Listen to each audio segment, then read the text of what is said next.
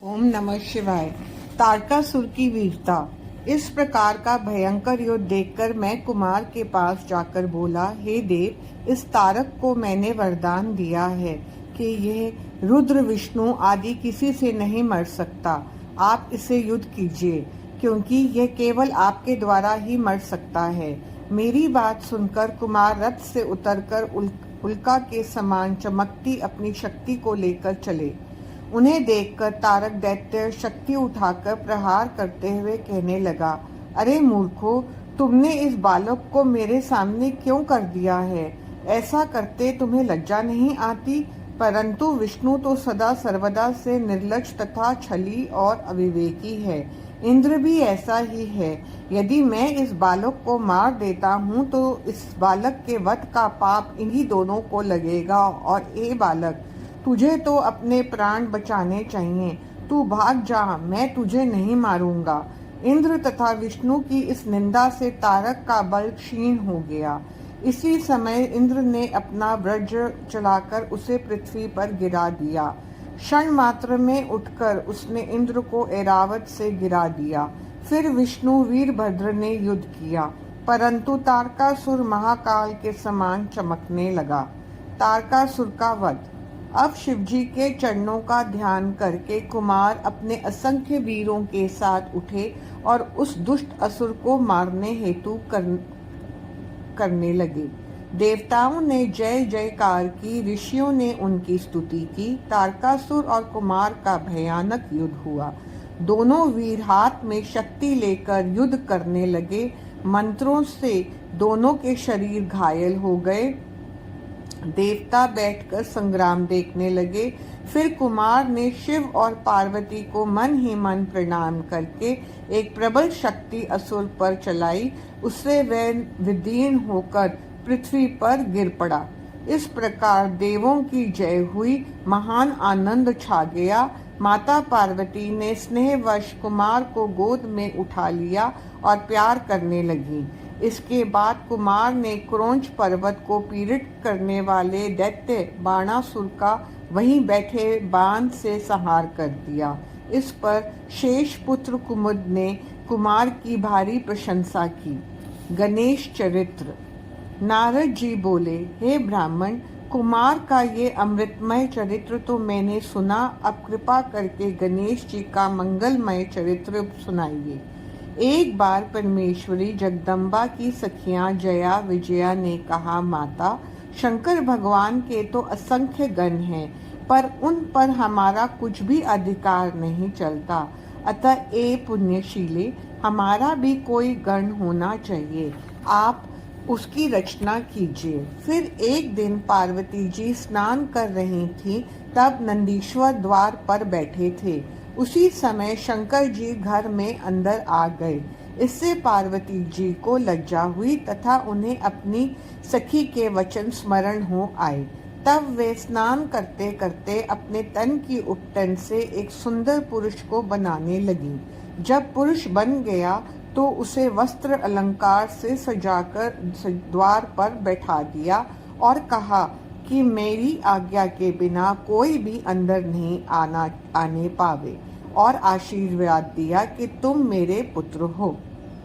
जब गणेश जी द्वार पर बैठ गए तब शंकर जी घर में जाने लगे।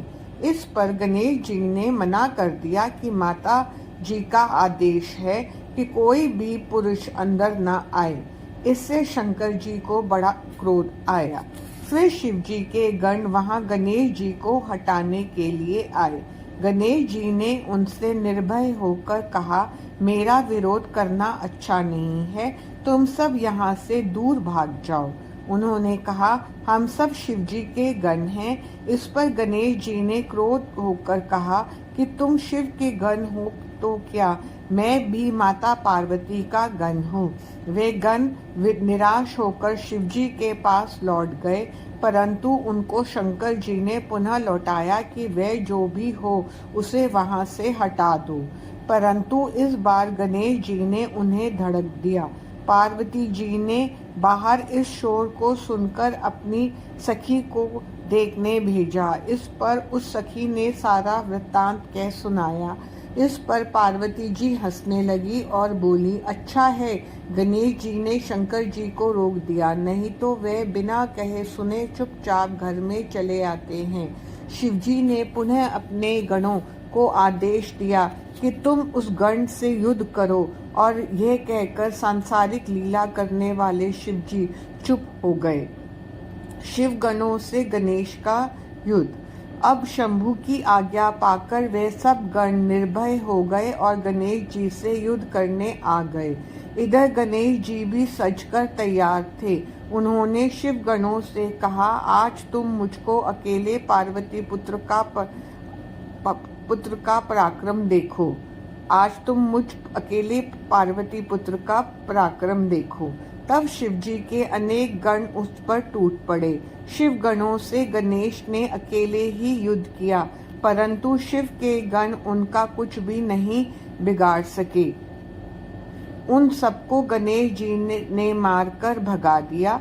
इस पर नारद जी की प्रेरणा से शिवजी के पास जाकर सभी देवताओं ने इस युद्ध का कारण पूछा।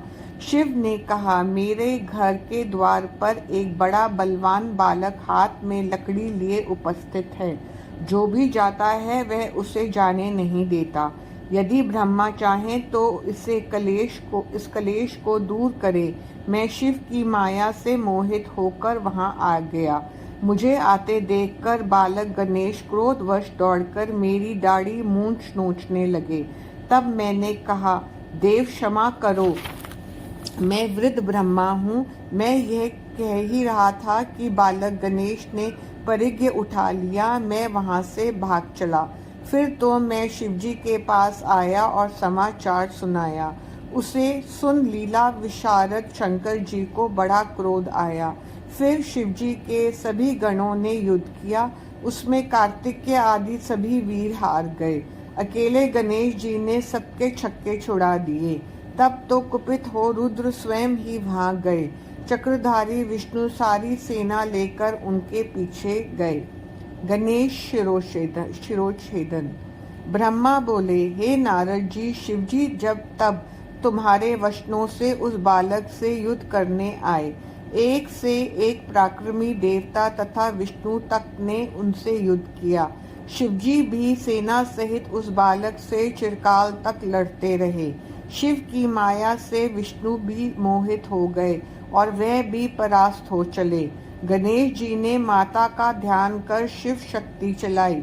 फिर शिवजी ने महाक्रोध करके त्रिशूल उस बालक का सर काट दिया। इससे देवता निश्चिंत हो गए। हे नारद, तुमने ये सारा वृत्तांत पार्वती देवी को जाकर कहा और ये भी कहा कि तुम अपना मान किसी प्रकार भी त्याग नहीं करना। ऐसा कहकर हे कलह प्रिय नारद, तुम अंतर्ध्यान हो गए। गणेश का पूर्ण जीवन। ये सुनकर देवी को बड़ा भारी क्रोध आया कि सब देवताओं और गणों ने मेरे पुत्र को मार दिया। अब मैं सबका नाश करूंगी, प्रलय कर दूंगी। यह कहकर पार्वती जी ने 100,000 शक्तियां उत्पन्न कर डाली। उनसे कहा कि तुम सब देव सेना में जाकर प्रलय कर डालो। देवता, राक्षस, ऋषि और अपने पराये जो मिले उन्हें झट से भक्षण कर जाना। देवताओं की सेना में जाकर वे शक्तियां उनका भक्षण करने लगी। जहाँ देखो वहाँ शक्तियां दिखाई देने लगी। वे देवताओं को अपने हाथों से पकड़ पकड़ कर खाने लगी। यह देखकर ब्रह्मा, विष्णु, महेश आदि किसी भी देवता को आशा न रही। वे कहने लगे, क्या देवी अकाल में ही प्रलय कर डालेगी?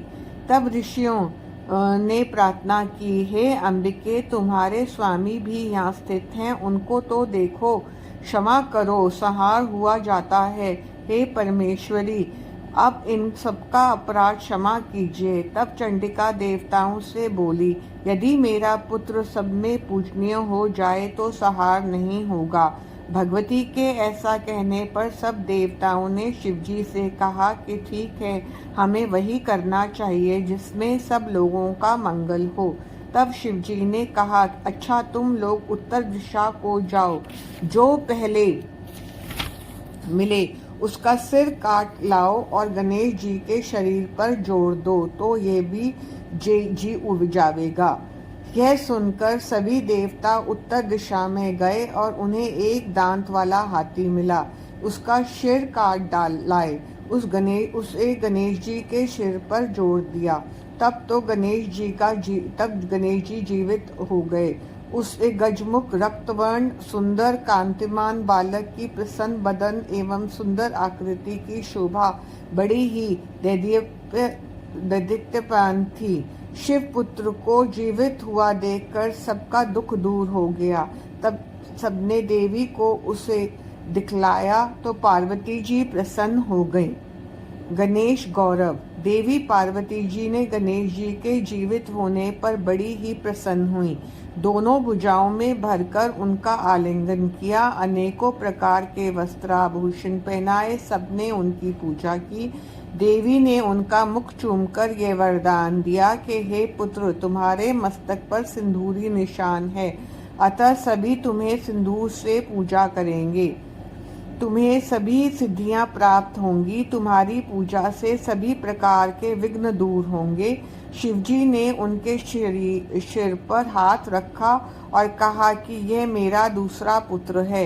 गणेश जी ने उठकर शिवजी को प्रणाम किया और सभी देवताओं ने से प्रणाम करके अपने अपराध की क्षमा मांगी। त्रिदेवी ने सबके पूज्य और गणनाथ होने का वरदान दिया।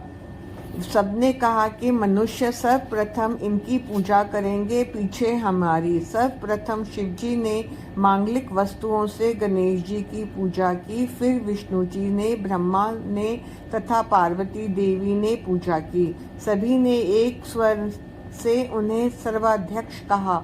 देवताओं की दुदुम्बी बजने लगी तथा अप्सराएं नृत्य करने लगी। बड़ा उत्सव हुआ। सभी देवता आज्ञा लेकर अपने अपने स्थान को गए। शिव पार्वती गणेश सहित आनंद पूर्वक विराजे। जो मनुष्य इस मंगलदायक कथा को सुनेंगे, उन्हें भगवान विष्णु की कृपा से सर्व मंगल तथा मनोरथ प्राप्त होंगे।